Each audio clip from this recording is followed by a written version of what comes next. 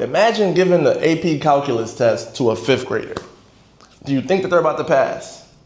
Obviously not, you know what I mean? Because there's so much shit that they gotta learn before calculus can make sense. You gotta learn all of the prerequisite stuff about algebra and polynomials and whatever else, because I don't fucking do math for real, but you get the point. So would you call that fifth grader stupid? No, it's just stuff that he didn't learn yet. You know what I mean? Give him time. And I feel like that'd be the same mistake that we make when talking to other people and when we're being harsh on ourselves, you know what I mean? Because I feel like we've all had that moment of, damn, if only I knew then what I know now. You know what I mean? I would be way more wealthy. I would be in better shape. I would be in a happy, healthy relationship with you. Like, it's not like the old you was stupid for not knowing that then. It's just you didn't have the information yet. And sometimes when you do have the information just don't click yet. Because again, we don't understand shit in the terms of just factual pieces of information. All of that shit gets contextualized with where are we at in freaking life? What are our current priorities? What's on our mind? What's our environment? All of these things go into how we process information. So we can't get mad at our old selves for not quite getting it. And that actually reminds me of a Sam Harris quote that I heard years of freaking ago. He has said something to the effect of, wherever there are facts to be known of any kind, you can be sure that not all people will discover those facts at the same time, nor will they understand them equally as well,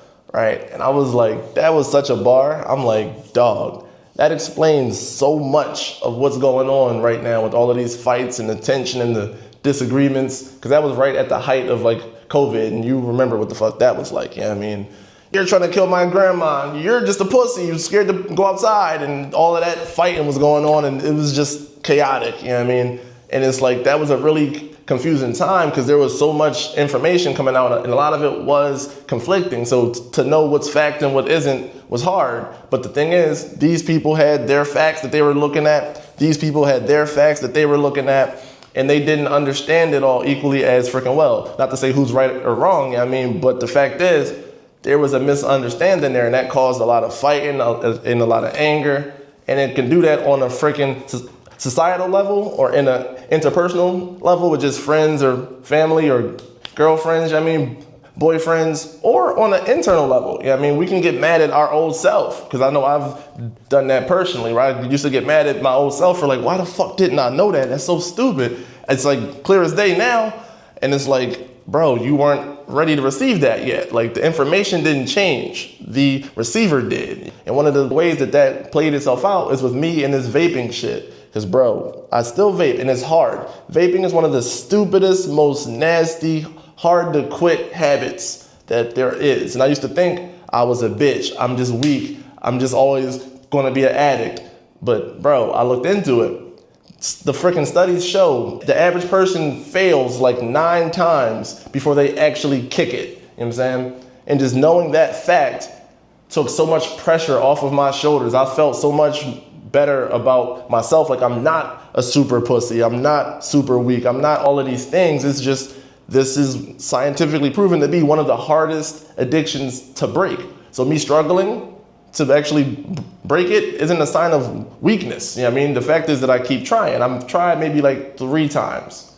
You know what I mean? So I'm gonna kick it, and I'll be sure to let y'all know. You know what I'm saying? But the point is, that's just one example, because you know what I mean, the knowledge that I have now changes how I feel about myself and what I'm capable of. But the freaking older me, who didn't know about those studies, was just feeling like, oh, I'm hopeless, I'm broken, I'm just a fucking pussy. You know what I mean? Like, different information at different times drastically impacts what I think and how I feel about myself, right?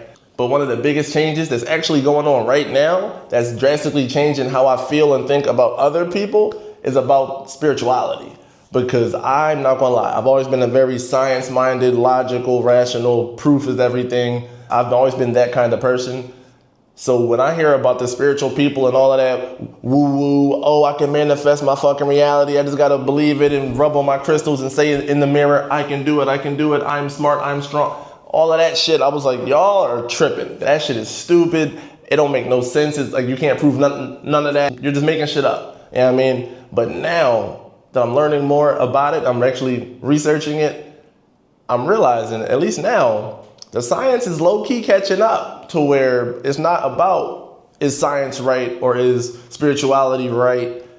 it's starting to look like they go hand in hand from what the science is starting to show. My mind's not made up. I'm not saying that shit is real or like true, but there's some interesting advances being made in the fields of like quantum physics, neuroscience. You know what I mean? You got quantum entanglement theory. You got the double slit experiment. They just found out that our brain, like our eyes aren't showing us reality, but it's somewhat generating it. Like, it's a whole thing. I'm not gonna get into the science of it now, but the point is, new information has been onboarded to where now that changes how I look at all of those spiritual people. Because now I'm like, shit, maybe they knew some shit the whole time that I just didn't know yet, and I just had to catch up. It's not that they were stupid and I was so smart, you know what I mean? It's just little shit. It can just change everything if you just keep that thought in mind. People find facts at different times and understand them to different degrees at those different times. You know what I'm saying? That's just all that shows. And one of the clearest examples just happened last month, bro. I was watching the Mayim Bialik podcast. I mean, Amy from Big Bang Theory.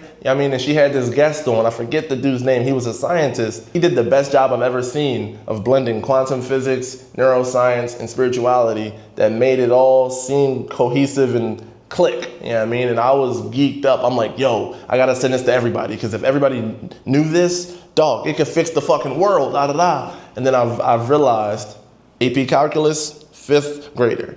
There's prerequisites that made that video click for me in that moment. I've already been interested in spirituality, quantum physics, neuroscience, about DMT and psilocybin and how they interact on a neurochemical level with the neurotransmitters and all of that, dopamine receptors and the serotonin receptors and all of that. I already kind of have a grasp on that stuff. So this video is able to click and make sense to me. But if someone else has never studied quantum physics and neuroscience and spirituality and all of that, then this video will not click for them how it just clicked for me. You know what I'm saying? It just can't happen. And let's just say hypothetically that the scientist is actually correct and that spirituality is now factually true. But this person over here has never seen that exact video. So now they're still thinking that spirituality is just a bunch of woo-woo, manifesty bullshit, right? It would be wrong to just look down on him and think less of him just because he hasn't had a chance to come across this information yet. Or even if he did see it, but he just didn't have a good understanding of the prerequisite information, or if he didn't have the life experiences that like go with it to make it click. You know what I mean? Because oh my God, experiences are huge, obviously.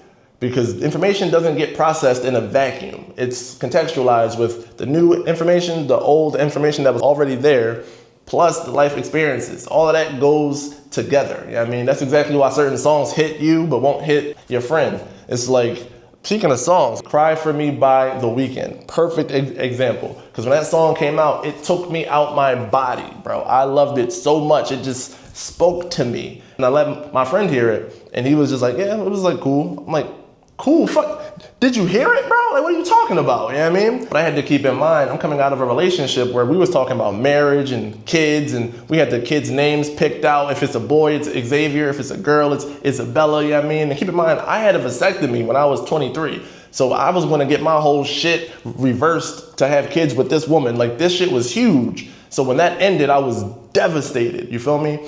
And so now I hear this song on the hook. He is saying, and mind you, I can't sing, so don't you fucking judge me. But he was saying, I hope you cry for me like I cry for you every night for you. Take it easy on me, baby, cause I tried with you, saw my life with you, end of time with you. Now we're strangers and I hope that you still cry for me. Like, I really saw forever with that girl. You know what I mean? I was the one up at night crying. I was the one who just lost the dreams of having a wedding and a kid and all of that. That was my heartbreak from my experience. He didn't experience that, so he didn't feel that. You know what I'm saying? Same exact song, two night and day different experiences, you know what I'm saying? But I understand that musical taste is subjective, but the core point is our processing was affected by our experiences. And whether that's processing a song or processing factual information, our experiences are a part of that processing, you know what I'm saying? And keeping that same framework in mind, how people process things differently and understand things differently, that shit helps in relationships too, because we all know communication is key. We've all heard it 1,000 times. Because bro, interpersonal communication skills are exactly that, a fucking skill. Like, that shit needs to be taught in schools because it is so important, so freaking important. But that skill has to get cultivated over time, whether through trial and error, just figuring it out, or if you actually studied it with intention, with books and podcasts and stuff, either freaking way. If someone is up here and has studied it for a long time and someone is down here and haven't really given it much thought ever, but they're trying to date and they have an issue, trying to resolve that issue is going to be so much harder, so much more anger, frustration, resentment, hurt. All of these things because they just don't know how to communicate. What comes to my mind is the silent treatment, because bro, that shit used to drive me up a fucking wall. When there's an obvious problem and I'm like, what's the matter, babe? Nothing, I'm just fine. I see you, like you're clearly not fine, That shit would get me tight, because I just want to get back to being happy. And we can't do that unless we talk about whatever's bothering you, address it, correct it, and then we can move on and be happy. It seems simple to me, and it would piss me off. So I'm like, do you like not being happy? Like, why are you choosing to just drag this out longer? What don't you get? I know that you've heard communication is everything. We've all heard it. We have the same information. Why are you not using it? The fuck? Like, it would just piss me off. I'm not gonna lie. But I had to slow it down, and I've thought about it. There's levels to this shit. Like, again, I don't know what she's been through. She was with a guy where anytime that there was a kind of an issue or she had a problem and like she would try to voice it, it was met with an argument, with a fight, with self-blame, with gaslighting, to where now she coded it as, if I have a problem, I'm just gonna shut the fuck up and just sit in silence until I'm not mad. That's how she handled it, And it's like her experiences affected how she processed the factual information of communication is the key to a healthy relationship. Simple concept, it's a fact. But her experiences fucked up how she handles and integrates that fact, It just goes to show. It really is everywhere, like not just on a personal level or interpersonal. Like I said, it could be on the societal level, because what comes to mind there is Daryl Davis. The homie who was going around, he was a black dude, obviously. Well, not obviously, Daryl sounds, anyway. Point is, Daryl Davis went around to Ku Klux Klan rallies and de-radicalized racists, Klan members. He talked to them, gave them new information, new perspective, and they left the fucking Klan.